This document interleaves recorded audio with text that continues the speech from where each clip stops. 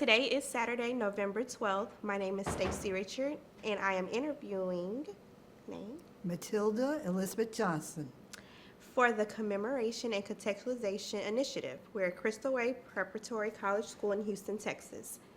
Thank you for agreeing to this interview. Thank you So for this asking. interview is being recorded and is unedited and will be unedited and will be housed at the Briscoe Center for American History. If there's anything you do not want to discuss, we will honor your wishes. If there are any topics you wish to discuss or that I haven't asked you about, we can definitely bring that up as well. And lastly, if we need to take a break, if you need to get a drink of water, go to the restroom or anything, just let me know. We can pause the recording. Okay, thank you. Okay, so let's begin. So the first question, we're going to talk about you growing up in Midland, Texas. So tell us about your childhood, your family, your parents, anything you want to add. Okay. I really had a wonderful childhood because of my parents. I grew up in Midland, Texas. That's a small West Texas town. I'm pretty sure everyone has heard of it. That's where George Bush, I think, resided. One of the Bushes was born there. I went to all segregated schools.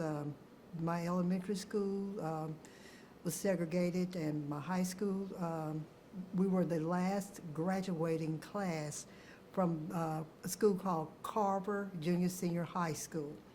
They put the junior and senior high school students together because of segregation. I grew up in a period of the 60s, which could be a very trying, a very difficult period, but it's a very wonderful period. My parents shielded myself, and I had a twin brother at that time, from a lot of things. They gave us some rules to survive, say, in a small town, segregated area. We lived across from the railroads. When we would go to the movies, we knew to stay in our place, which was to go up into the balcony area. So my parents were always instilled in us education. My mother worked as a cook in the elementary school, which she loved, because prior to that, she only did a lot of maid work. She always told me, all since I could remember, you've got to go and get an education. You have to get an education, so I don't want you cleaning bathrooms. She would say toilets, but I don't want you cleaning toilets, but you have to get an education. So, and the school I went to was segregated, but the teachers were phenomenal. They instilled in each of us the desire to excel. I had a science teacher, her name was Miss Gibson. She would give us a science project, and we went away thinking that we could invent something great, something that hadn't been thought of before. So I really had a fairly good time in school, in high school. So my parents wanted me to go to college and instilled in me to go to college. We didn't have hardly any money to go to college, but that was okay. College was not as expensive back there than it is today. I believe a semester you can go to UT in the 60s, it's about $1,500, including books and room and board. So they told us that she really wanted me to go to college.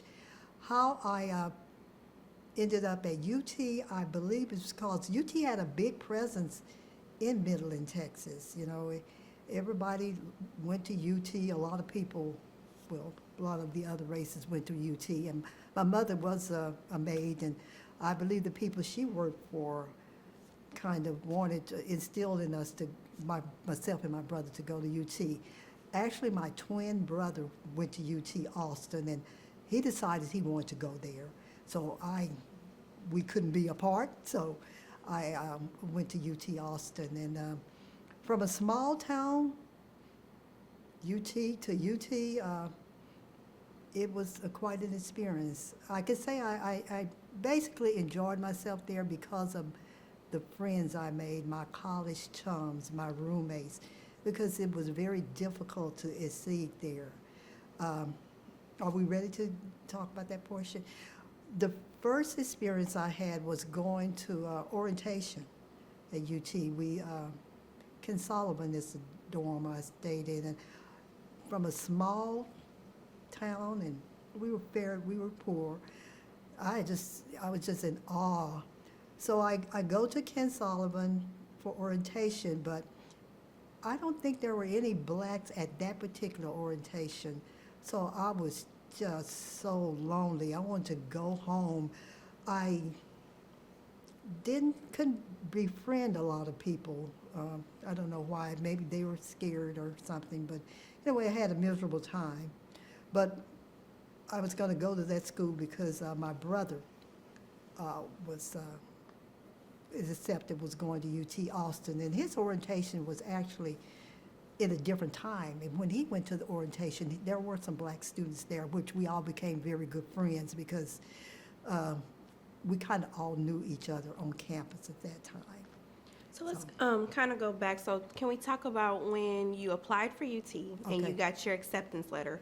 What was your feeling, and how did you try to start mentally preparing yourself for what's to come when you hit the 40 acres? Okay. I applied to UT and a couple of other schools, but I was from a small school, and back in those days, I think in order to get into UT, you had to make a certain SAT scores and be in a certain portion of your graduation class. The lower portion of your graduation class you're in, the higher your SAT score. So I was one in the top portion of my graduation class. I was the number 2 student.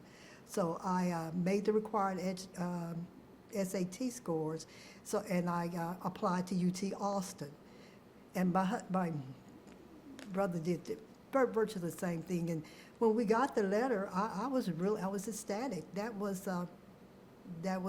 something to do to me, because most of the students went to historical black school, which was my first.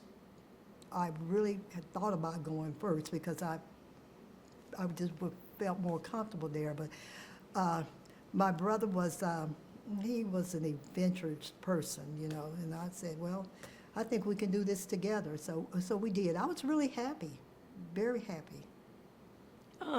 What about when you got your acceptance letter, like your friends, like from high school? Did you tell them, like, oh, I'm going to UT? How did they receive that? Okay, I did tell them, and they could care less. I mean, it did not make a big deal. UT did not have a big reputation amongst the black community in those days. So they were excited. They didn't want to know why I wanted to go to that big white school, but, you know, they were, it really, I think that they didn't have, a lot of them did not go to college. At first, they didn't. Only a few of my high school graduates actually went to school, went to college, and most of them got jobs, or they just didn't go to college at that time. It wasn't pushed, and if they did, it was to a historical black school. In fact, I can remember only, well, the high school, we only had 68 in graduating, and I doubt maybe 10 or less went off to college. And how did your parents feel? Were they excited that you and your brother got into UT, or did they want you to go to HBCU instead? My dad and my daddy did want me to go to a small black college, Christian school called Southwestern Christian College out in Terrell, Texas. So they weren't particularly excited about going to UT. It did not have a big, you know, a big wall or anything, but they wanted us to go to college. That was the main thing. My mom and dad wanted us to go to college. And they had saved for myself and my brother to go to college. They had saved a grand total of $100 apiece. So, but student loans were available back there, so I did obtain student loans, and I got a scholarship from the alumni, UT Austin alumni. They gave the black students a scholarships, and just like everyone else. So I got that, and in spite of that, we could not get like any grants, I guess because I couldn't imagine the income, but maybe because we were from a solid two-parent household, so. But yeah, we were, they, they were more excited at the fact that I was going to complete my education because they wanted a better life for me. I had a very interesting background. If you ever, my uncle was named Edie Nixon, and he actually was a part of the civil rights movement back in the 60s with Martin Luther King. If you ever get a chance to go to to some of the museums down south, you see his picture there a lot. So all my relatives, my mother's relatives, and my dad's, they wanted us, it was just essential that we go to college. That's the only thing they wanted us to do. You gotta finish, you gotta go. You have to have a better life than what we have. Although I was happy there, but I know it was, we were sheltered a lot. You know, we stayed in our place. We had boundaries, and my parents wanted us to keep those boundaries to keep us safe. Yeah. So what was your first impression when you got on campus? Oh, it was so big. I've never seen anything that big. It was just great. It was something that I was just so honored to be there. I walked, especially when it started school, but it was so scary. I was totally intimidated. I was intimidated by a lot of the students in class, it was a scary experience for me until I met my college chums, until we kind of bonded together. We did not go to Ken Sullivan. Most of my friends, we went to a private dorm that was called Kirby Hall dorm. It's turned into some environmental center now. It's by Scottish Rites dorm. It's further down. It's a beautiful place, and it was a Methodist dorm. When I applied to UT, they didn't have a lot of.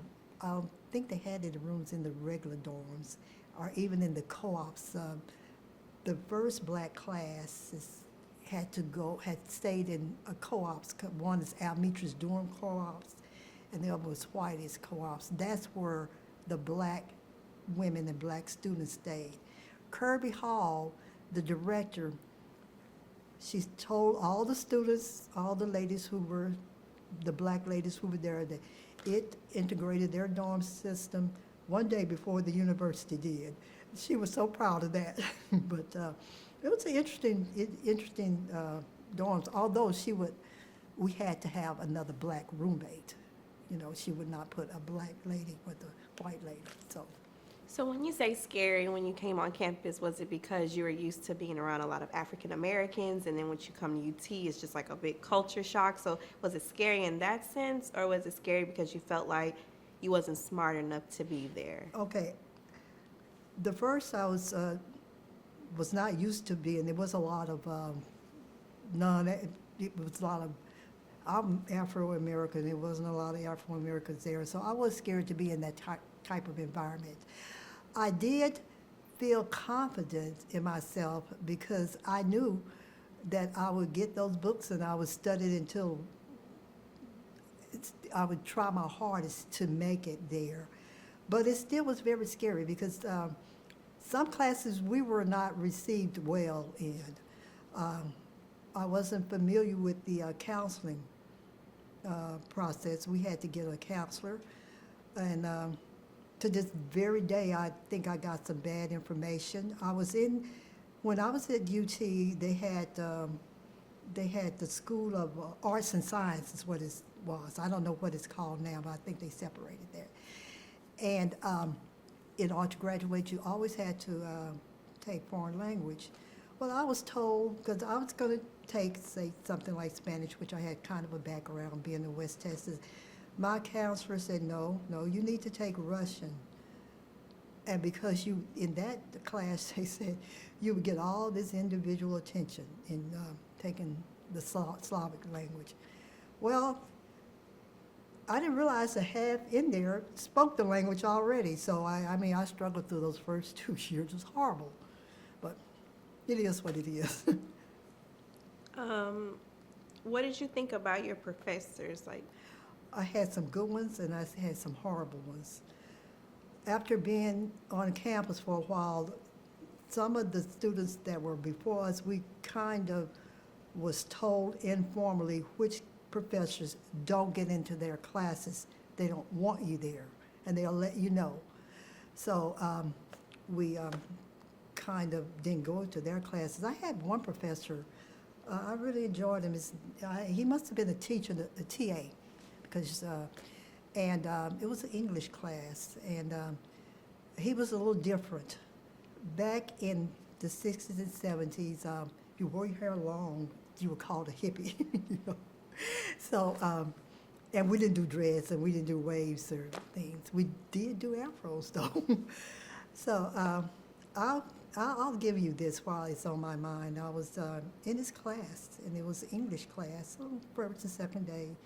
And of course, I was the only black individual there, and we were all just talking. You know, I guess he was trying to, you know, icebreaker, I guess.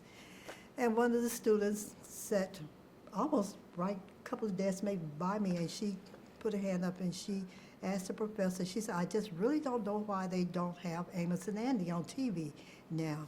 You all might not be familiar with Amos and Andy, which was a caricature of blacks. She said, well, and then everybody laughed, and the professor, you know, he was embarrassed. He said, well, it was just so typical. And at that point, I decided I would not open my mouth. I was floored. I just couldn't handle it. But to the professors, he did talk to me, and he even would bring in music from our, there's a song called The Sound of Silence. You might have heard of Garfunkel, Art Garfunkel. You all haven't? Young. But he played that for me and tried to get me to relax. But that was, I wouldn't say that was typical. Most of the classes, especially once I got into business, everybody's just trying to make it.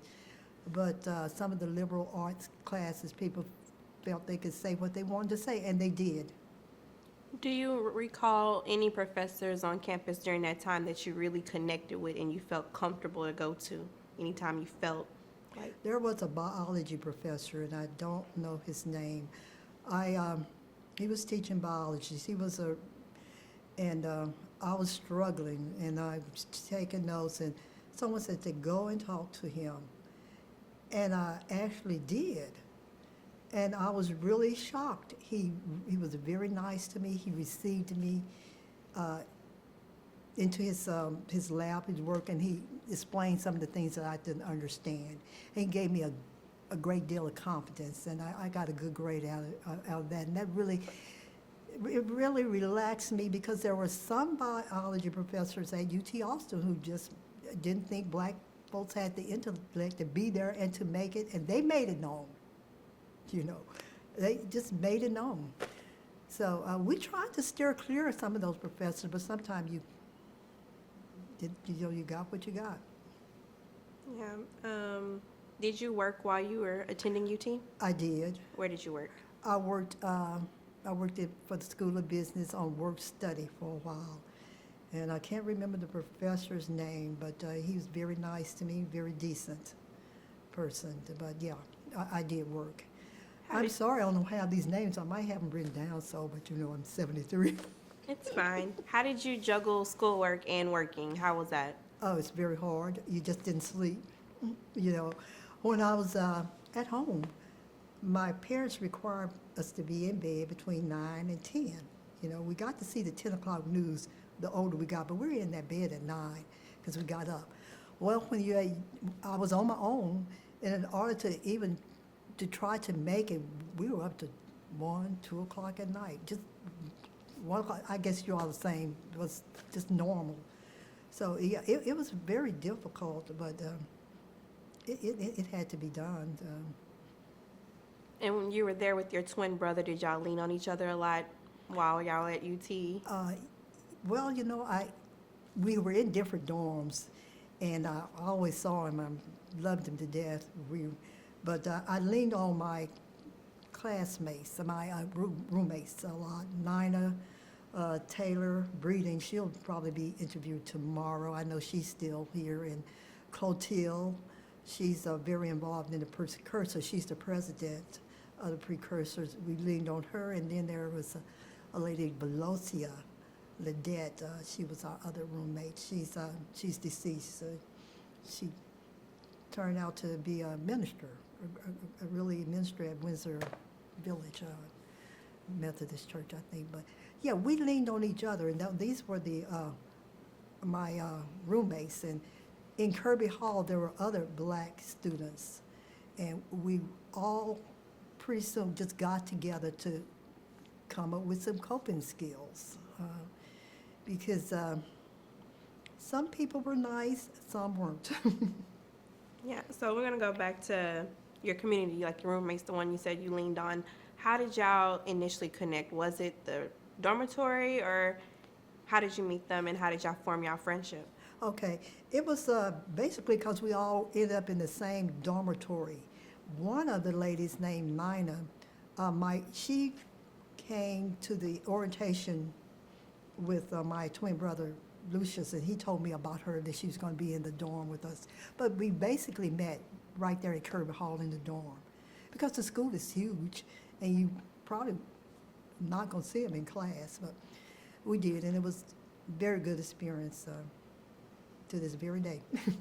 So what did y'all do for fun outside of schoolwork? Where did y'all go? Where were your hangout spots? We went to the park. There had some black, I guess, social groups like the AKAs, sororities. AKAs were on campus, the Deltas, and the Kappas. No, I don't know if the Kappas was, but the Alphas were on AKA.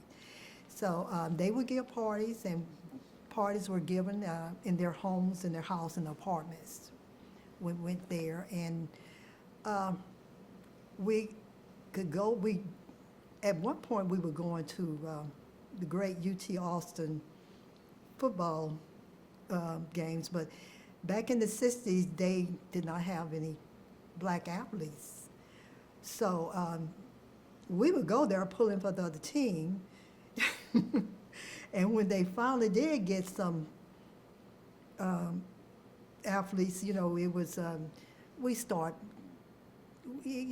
pulling for the Longhorns was a process because of the history, but now, we're big Longhorn fans. I would say that, but we would walk to the games. Back in those days, it was in the Southwest Conference. We could get to go to the games for, I think we paid the student fee. It was real cheap. It wasn't like it is now, it's big time. But we could walk to the games, and I used to go because I liked sports a lot. I liked football. Basketball, we used to, I did go to the basketball games. Back there, they were trying to get more black athletes, basketball. They had black track, and did have some black basketball players, because I know I have recruited David Robinson. Was his name David Robinson? Anyways, black guy. So we started going, we had fun doing that. One big thing we had fun doing is every year they would have a big basketball tournament amongst the high schoolers. That's when I was in school, the last year, the UIL integrated. That meant that the black schools can play the white schools in sports. So basketball was the sport that we really did excel in. And they would have this big basketball tournament in Gregory Gym. And all the black students, a lot of us, we like to go because, like from Houston, you would have Jack Yates and Wheatley, Phyllis Wheatley, the Purple People Eater. They were Cashmere Garden. We knew that we were going to go over there and see some good basketball, and we knew the brothers were going to come out on top. They did every year. So it was a lot of fun. That we did that, and just once you get there, once we got there, we formed black organizations. I guess black clubs. So we would meet that way. During the 60s and 70s, there was a lot of demonstrations at UT, but it was anti-war demonstrations. So this was a troubling time, you know, for somebody young and hadn't experienced anything outside their parents' little home. It was quite different. But I enjoyed being at UT with my friends, with my students. I didn't make a lot of, I really didn't make a lot of white friends, to tell the truth. Well, when we were in the dorms, we did. Some were friendly, some weren't. So I just don't remember any names, to tell the truth. So what spaces did you feel most welcome on UT's campus? In my, I felt welcome. We had the student center. They called it the AC. The university gave us a spot, a room that we could go to and enjoy with each other. And the other place was really just with my roommates in the dorm, you know, just doing things in the common areas in the dorm. That's where I felt the most welcome and really relaxed at. So, what was the role of church during your time at UT? Okay, I am a very religious person. My dad was a Church Christ preacher. So I never missed church. I tried not to, although I had to walk a long ways to the university, Church of Christ on campus. So they didn't really play a big role in my in helping us. The only thing that they would do is the school, the church would have a dinner on Sundays for the kids, because normally the cafeterias were closed. So they would provide us a meal, so I would go there and go to church and then eat. But so far as them like providing tutoring or helping or anything else, no, not at all. So with your involvement in the church, did that help you introduce you to more of the black community in Austin instead of the black community at UT? Okay, University Avenue was a white Church of Christ. I did get to go to East Austin Church of Christ. They didn't have a bus or anything to pick us up, but I felt, of course, I would feel more comfortable there. But University Avenue Church of Christ they treated me nice. They were welcoming. So.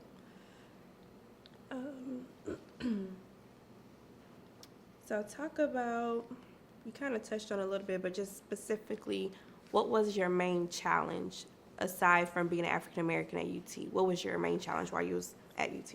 I felt the coursework, especially in School of Business, was difficult. Our problem is when we go to campus, we didn't have a lot of the, I guess, the perks and tools that I felt some of the other students had. They would have, especially if you were a student in sorority, they would have all of these tests that they had copied, you know, older tests that kind of help you prepare for the other tests. And we did not have that. They would have professional note takers that you could pay to take notes for you, and sometimes you could buy the notes. Well, I could not afford to buy a lot of those notes. So there were some tools that I think my teachers did the best they could in my high school.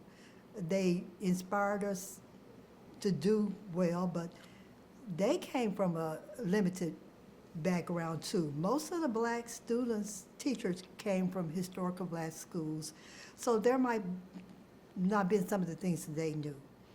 So, but the curriculum tended to be harder in some class. It was hard for me, but I still studied real hard. And, you know, school is hard for everybody. I took great pride in the fact that I was going to University of Texas Austin the first year, and a person that the maid of a good friend of my mother was the maid to another lady who's sending her daughter to the University of Texas at Austin, who flunked out the first year. But I was still there. I was still there doing good. So it's just a matter of you have to persevere and study real hard. But we were encouraged by each other, in the school. A black student, a black person had a tremendous, we could not fail for the sake of our parents. We could not fail. It wasn't an option. I think I would have, you just couldn't. I had to finish school somewhere. My parents would have been devastated, and that's the only thing they wanted for us to do, to finish school, because to them, if I had an education, I didn't have to go through what they did. I don't know if that was true, but I think education really has helped me a lot. It really has, but that's it. We're going to fast forward, talk about the moment you crossed the stage as a college graduate. How did that feel after understanding what you went through when you first went to UT and coming from Midland, Texas? Like, how did that feel that you accomplished what your parents wanted you to do? It's a big relief. I cried. My parents were older. They had us, my brother and I, at a very old age, to tell the truth. And my mother, who always wanted to go to college. My daddy always wanted to go to college. My daddy was self-taught, right? He had a library of books. We were just surrounded by books, all kinds of books. They were just so proud of us. I think back now, my parents did so much with so little for us. They would take us, my dad would take us to the library, which back in those times, you just couldn't go to the library if you were a black person.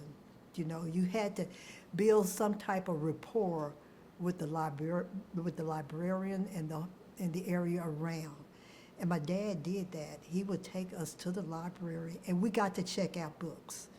So you can imagine, I was, and it's thrilling. It's instilled in me to instill in my children, who are, sometimes when you're our age, we keep thinking that our children will have the same experience that we did, but they didn't. I think things could have been bad, but things were much better for them and my grandson. So it's wonderful. It really.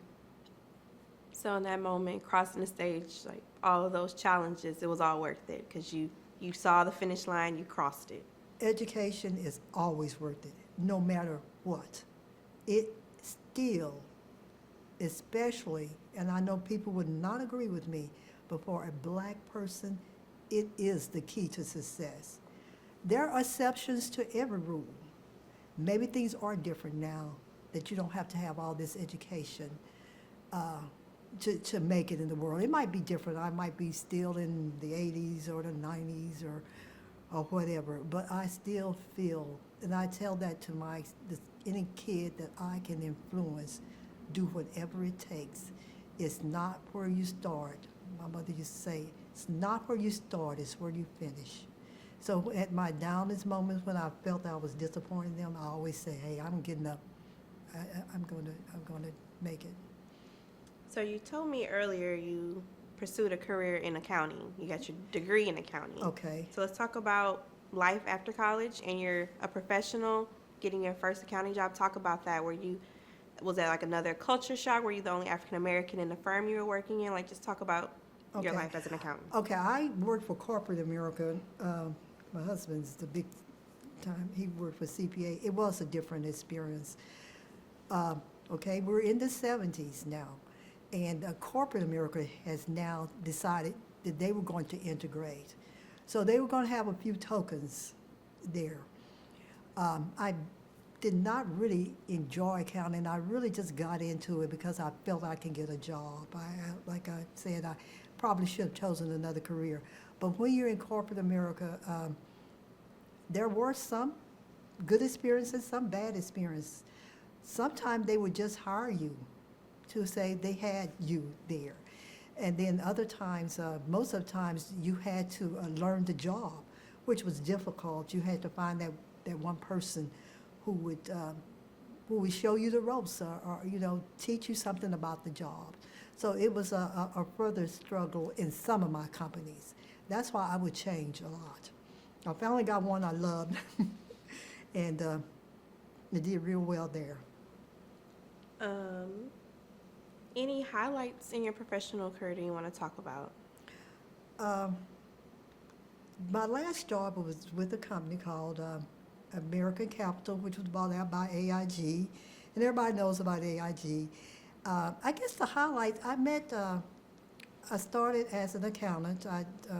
My last job, I had my last baby, and there was a young person, a young man named Donald, and he had a lot of faith in me. And he taught me a whole lot about the system, about accounting, what I was doing. I worked with the stock market. That's why I love that job. When I started working with the market, and I know it probably don't mean anything to anybody, the Dow was actually, I think, 1,200. And now the last time I looked at it and cried, it was 32,000. It had gotten up to 35,000. But I just learned so much about what made America tick, the stock market, which was really something that we didn't know about. A lot of people don't know about, that, stocks and bonds and how you can really get wealthy knowing about these things. So I think that was the highlight of my career, being taught by Donald, and we went from a manual system of accounting to a computer system. I don't want to scare y'all. They didn't have laptops back in those days. But we went from there, and we went through Y2K. You know what Y2K is? Okay. Okay, because I know that was a big thing, and our company went through it, and nothing happened. Nothing happened anywhere, but it was a big thing. But my career was I got promoted and kept getting promoted because I felt someone had faith in me. So I did well there until I retired, and I can still go back to the company now. And the younger ladies, things are different. They still. I think there's going to always be racism, especially in a person my age. Perception. It might not be there, but we just, because of our backgrounds, we always have that thought in the back of our heads. I try not let it bother me now because Fort Bend, Sugar Land, Missouri, very diverse. All my neighbors, very diverse, best people in the world. But you would always have that perception. But I can truly say that I have evolved when it came to UT, and I used to just hated everything about it. But they've made so many changes, and I can see so many changes, and so many good things have happened there that I'm one of their biggest fans. One of the good things, you met the love of your life. You want to talk about that? I need to talk about that. Roy was a graduate student. He just came from Historical Black School, Prairie View A&M, and it was a culture shock for him, too. He was a graduate student, and I met him. I was in undergraduate class, and honestly, there weren't a lot of black men for us black women to meet. But I kind of saw him, and he was a grader for the class that I was in. He was in graduate school. In graduate school, they always, if you're a graduate student, you got like a fellowship. I apologize for this phone. I'm going to cut it off. I should have done that. I do apologize. Roy was a grader for the class that I was taking in accounting. And I realized that this was it's a black man. I'm getting close to needing to get married in those days. That was like the biggest thing in the latest life. It's not like that anymore, I'm glad. But, that's part of success too, according to my mother, yeah. So I saw him, and I used to write him little notes, little love notes, little notes on the papers he would grade. So I'm sure I got some good grades in that class. But I met Roy there, and we lived in the co-op then. I did call Almitras Co-op, and he would come over there, and we would cook food for him, and I kind of helped him through. Because he was lost too. He had never experienced racism like he in graduate school, especially at Prairie View. And there was a lot of racism because he was not supposed to be there, and he was told that. And we helped each other get there. But yes, I met Roy, and I love him to death to this very day. Been married for next year in May would be 50 years. So y'all met at Austin, and then y'all both moved to Houston. Yes. Did you get married in Houston, or you married in Austin? I got married in Midland, Texas. We met in Austin.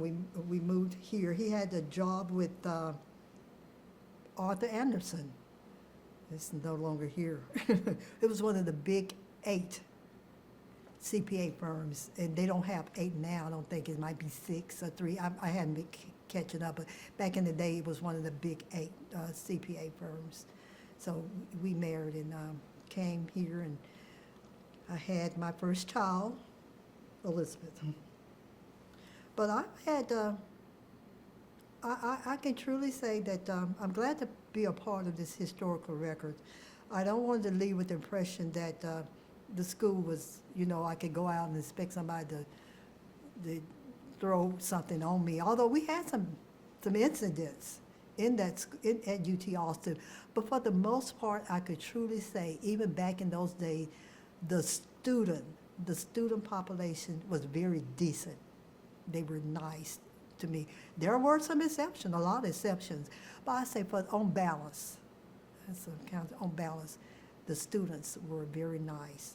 And on balance, some of the professors were nice. So, and some of them were just fantastic. Just depends on where you were in your life. So your decision to go to UT made it possible for other Black students like me. I entered UT's campus in 2011, and I exited in 2015. What advice, like knowing UT back when you were there and how the issues you experienced, what advice would you give someone, another Black student who's like, should I go to UT? Yeah, I would say definitely go to UT if it's available to you. That's a top school. It's always been a top school.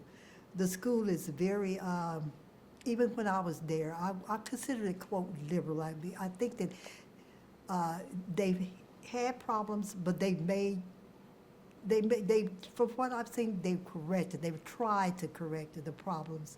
I would tell that student, you go there, you persevere, you don't give up. I had a student from our church and taught a Bible class. Her name was Michaela Dunn. Michaela went to UT Austin. She graduated. She's like she was an astronaut. I mean, she wanted to be an astronaut. She's in that field. But I tell her, don't give up. No matter what grades, you might fail a class or two. Everybody has. Don't give up. Stay there. Persevere. Think of it. It's not where you start. It's where you finish. And I would tell a student to go there. I wanted my daughter to go there, but you know how you young ladies, the kids have their own mind. Mine went there for a semester. It was not for her. So she went to other schools, but she's done very well in her career. She's a principal now. Very proud of her. Principal at Bangs, principal in Sugar Land, Missouri City area. But I wanted my son to go to UT Austin, but my son, Roy Johnson, had other plans. He's played basketball. He's about 6'9", so at UT, to get a basketball scholarship there, you had to be big time. So he went to, he got a scholarship at UT Arlington. He did very good. So yes, I would tell a person, in fact, I do recruit for UT for those students who can handle, can go there. I'm sure the requirements now are so different at UT. I think they're at one point, they were encouraging kids to go to some of the other campuses and then transfer to UT. And any way you can get there, if you can get there, get there. Because it was on balance, it was a very, very good experience when I was there, and I'm sure that you all love the school. You all who've gone there and graduated there. And I'm sure you're glad you went there, huh? My parents, they're both grads of HBCUs, and I do have the time where I kind of wish I went to HBCU Oh, just Lord, for that yes. community connection. Yes. Do you ever have those feelings? Oh, yes. My husband's a graduate of HBU, Prairie View A&M, and he wanted to wear his gold coat because last year they celebrate every year. They do a 50th anniversary. If you've been there 50 years and graduate, you get this gold coat. You get so much stuff. You do that. It's just, you definitely feel that you made it. I mean, it's totally different. Sometimes I think maybe I should have went there and then went to UT Graduate School, because HBUs are just, they rock. You really can just let down your hair and really feel very comfortable there. It's probably things are probably different now at UT. You can, but that school is so big that I don't know if it'll ever be like a smaller HBU school like a Prairie View A&M. I don't know, because UT is huge. I mean, it was huge when I was there, and it's bigger now. So, I mean, you could get lost. Anybody, any culture, I think, could get lost there. But I think, yeah, I know your parents love their HBUs. My husband, I said, Roy, you're going to interview for UT Graduate School. You don't have to wear your gold coat with your purple shirt. He was going to do it. He had it out. I said, put it aside, do this. He said, okay, for Clotilde. When is the last time you've been on the 40 acres? When was it? It's been it has been a while. It's been over 5 years, 5 or 6 years, but I do plan to go there again. I hear a lot of the great statues that my husband proposed to me are gone. Good. But no, I haven't been there in a while, but I've been there within, I'd say 5 years, maybe 5 to 7 years. It was big. Is there anything else you want to add that I didn't ask, that we didn't cover? I think everything covered. I think you did a very good job. I'm so proud of you and the other young people. I want to leave with a positive note. Please go to UT. If you can get into UT, it would be a great school for black students, for any students, I'm sure, to go to. Things have changed, I know. Things are changing. And don't let someone of my generation weight you down with some of the things that we had to go through. But take it, be mindful of it, and be sure to be respectful, because the lady sitting at the table, she actually went to UT, I think, in 1956. I know that was a struggle. I mean, 50s were hard, could be some tough times for us as individuals. But I do thank you for your time. Thank you so much, Ms. Johnson. I've enjoyed hearing your story, and this concludes our interview. Thank you.